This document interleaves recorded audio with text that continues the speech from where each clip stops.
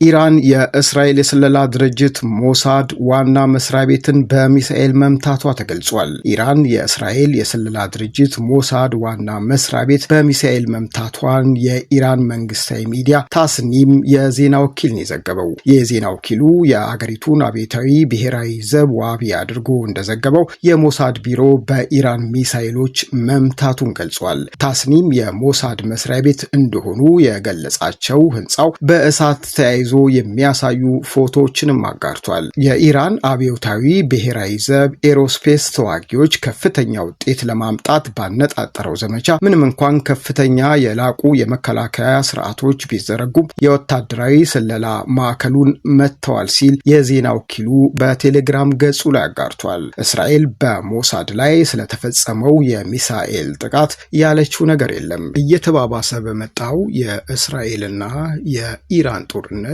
የእስራኤል ጦር አዲስ የተሾሙትን የኢራን ከፍተኛ ወታደራዊ አዛዥ መግደሉን አስታውቋል። የእስራኤል ጦር ትናንት ማምሻውም በቴህራን በፈጸመው ጥቃት ባለፈው ሳምንት የተገደሉትን ወታደራዊ አዛዥ የተኩት አሊ ሻድማኒ መገደላቸውን አስታውቋል። ሻድማኒ የኢራን ጥምር ወታደራዊ እንቅስቃሴዎችን የሚያስተባብሩ የአብዮታዊ ዘብ ካህታም አልአንቢያ የተሰኘው ማዕከል ዋና መስሪያ ቤት ኃላፊ ሆነው የተሾሙት በቅርቡ ነበር። ከሳቸው በፊት ተቋሙን ይመሩ የነበሩት ጎላም አሊ ራሺድ በእስራኤል ጦር ባለፈው ሳምንት መገደላቸውን ተከትሎ ነበር ወደ ኃላፊነት የመጡት።